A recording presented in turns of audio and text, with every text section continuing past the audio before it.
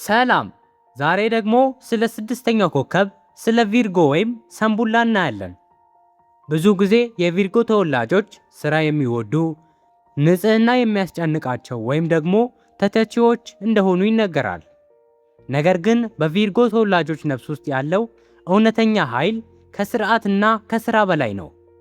ዛሬ በቪርጎ ተወላጆች ውስጥ ያለውን የመለኮታዊ ፈዋሽነትና የጥበብ ምስጢራዊ ስጦታን እንመለከታለን። የእናንተ ስጦታ ከተፈጥሮና ከንጽህና ጋር የተቆራኘ ነው። እስከ መጨረሻው ተከታተሉኝ።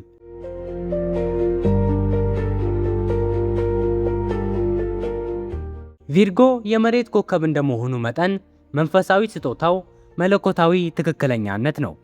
እናንተ የተበላሸን ነገር የምታስተካክሉ፣ ጨለማን በብርሃን የምትተኩና ለዓለም ስርዓትን የምታመጡ የፈጣሪ እጆች ናችሁ። ቪርጎዎች በነፍሳቸው ውስጥ የመለየት ኃይል አላቸው።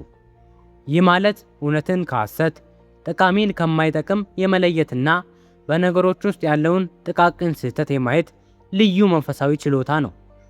እናንተ ባላችሁበት ቦታ ግርግርና ውዝግብ ቦታ የላቸውም። የእናንተ መንፈሳዊ ስጦታ የሚገለጠው በፈዋሽነት በኩል ነው።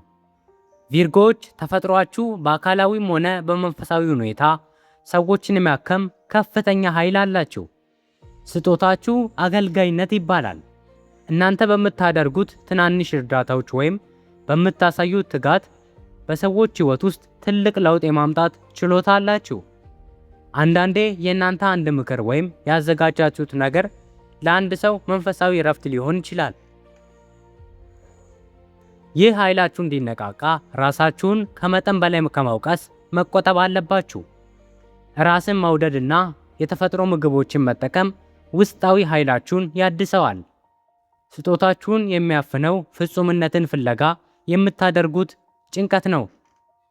ነገር ግን ስራችሁን በፍቅር ስታከናውኑና ውጤቱን ለፈጣሪ ስትተዉ መለኮታዊው የመፈወስ ኃይል በውስጣችሁ ይበራል። ነጭና ግራጫ ቀለሞችን መጠቀም ለእናንተ የተረጋጋና ንጹህ መንፈስን ይሰጣል። የቪርጎ ተወላጆች እናንተ የምድር ፈዋሾችና የስርዓት ጠባቂዎች ናችሁ። በውስጣችሁ ያለውን የመለየትና የማስተካከል ኃይል ተረዱት። ይህ መረጃ ከእናንተ ጋር ይስማማል? ነገሮችን በማስተካከል በኩል ያላችሁ ልዩ ችሎታ እንዴት ነው? ኮሜንት ላይ አጋሩኝ። በሚቀጥለው ቪዲዮ ስለ ሚዛን ወይም ሊብራ ድብቅ ስጦታ እናያለን። ቪዲዮውን ላይክ እና ቻናሉን ሰብስክራይብ በማድረግ ለሰንቡላ ተወላጆች አድርሱ።